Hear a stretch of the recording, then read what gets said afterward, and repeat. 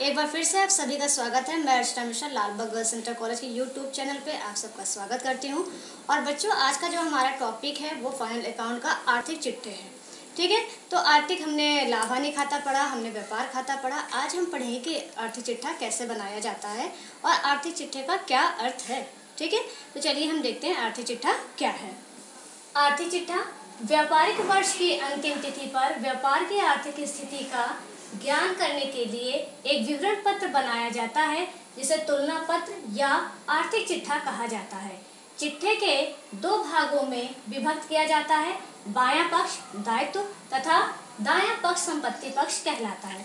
यानी वर्ष के अंत में तुलना करने के लिए उसको तुलना पत्र भी कहते हैं, और आर्थिक स्थिति जानने के लिए जो पत्र बनाया जाता है उसको आर्थिक चिट्ठा कहते हैं। आर्थिक चिट्ठा बनाने से ये रहता है बच्चों कि हमें अपने व्यापार की स्थिति का सही बिल्कुल ज्ञान हो जाता है। इसमें दो भाग होते हैं, एक होता है दायां पक्ष और एक होता है बायां पक्ष। ठीक है, तो ये आपका जो है ये बायां पक्ष होता है। बायां पक्ष को हम कहते हैं दायित्व पक्ष, तथा ये हमारा दायां पक्ष होता है जिसको हम कहते हैं संपत्ति पक्ष।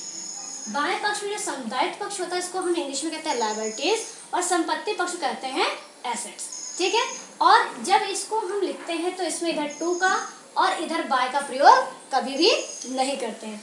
जब इसको पूरा हम बनाकर तैयार करते हैं तो यहाँ पर इसका टोटल करते हैं। जब इसका हम जोड़ करते हैं यानी टोटल करते हैं तो इसका जोड़ हमेशा बराबर आता है। ये आर्थिक चिट्ठे में होता है। अब आर्थिक चिट्ठा हमने बनाया, आर्थिक चिट्ठे की आवश्यकता क्यों पड़ती है, इसका क्या महत्व है व्यापार में, देखते हैं। आर्थिक चिट्ठा बनाने की आवश्यकता तथा महत्व। संपत्तियों का ज्ञान। आर्थिक चिट्ठा बनाने से हमें अपनी संपत्तियों का ज्ञान हो जाता है तथा उनके मूल्यों का आसानी से पता चल जाता है कि एक साल में उनमें क्या कीमतों में अंतर आया। दूसरा है दायित्वों का ज्ञान। आर्थिक चिट्ठा बनाने से हमें ये पता चल जाता है कि हमको कितने लोगों के हमारे दायित्व हैं, हमें बैंक से कितना ऋण लिया है, कितना हमने और लोगों से ऋण लिया है और कितने का हमें भुगतान करना है, इसका भी ज्ञान हो जाता है। नेक्स्ट है देनदारों का ज्ञान, यानी व्यापार में अभी कितने लोगों से हमें पैसा लेना है। जिनसे आपको व्यापार में पैसा लेना होता है उसको देनदार कहते हैं, और व्यापार में आप जानते हैं उधार लेन देन होते रहते हैं, तो जिन व्यक्तियों से आपको पैसा लेना है वो आपके देनदार होता है, उसका भी ज्ञान होता है। लेनदार का ज्ञान, यानी किन व्यक्तियों को आपको पैसा देना है। जैसे आप क्रय विक्रय करते हैं, उधार लेन देन करते हैं, आपको जो पैसा लेना है वो देनदार होते हैं और जिनको देना है वो लेनदार होते हैं। फिर है आहरण का ज्ञान। आहरण का अर्थ होता है जब कोई व्यापारी अपने निजी प्रयोग के लिए कोई भी धन या वस्तु निकालता है व्यापार से, उसे आहरण कहते हैं। इससे आपको ये ज्ञान हो जाता है कि आहरण यानी व्यापारी ने व्यापार के लिए कितना धन अपने व्यक्तिगत प्रयोग के लिए निकाला है। पूंजी का ज्ञान। इससे आपका आर्थिक चिट्ठा बनने से आपको सबसे महत्वपूर्ण होता है कि आपके व्यापार में कितनी पूंजी लगी है, इसका ज्ञान आपको आसानी से हो जाता है। आगे क्या है रहतिये का ज्ञान। रहतिये यानी व्यापार जब ये वर्ष के अंत में बनता है तो आपको ये पता चलता है कि आपका आर्थिक चिट्ठा ये दर्शाता है कि आपका कितना माल बिकने से रह गया है, इसका बहुत आसानी से आपको ज्ञान हो जाता है।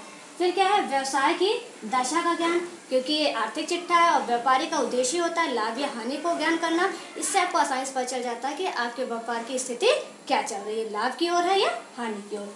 नेक्स्ट है आकस्मिक दायित्वों का ज्ञान। आकस्मिक दायित्वों का ज्ञान यानी आपको कभी कभी कुछ ऐसे दायित्व होते हैं, कुछ ऐसी चीज़ें होती हैं जो आपको ये होता है कि आपके व्यापार में अचानक से हो जाती है, उनका आपको अनुमान नहीं होता है। तो जब आप अपने पिछले वर्षों के आर्थिक चिट्ठे को देखते हैं तो उसमें आप तुलना करते हैं और पता चलता है कि आपके व्यापार में अगर कभी भी आकस्मिक कोई समस्या आई है तो क्या समस्या आई है, जिससे आपका आकस्मिक दायित्वों का ज्ञान भी हो जाता है।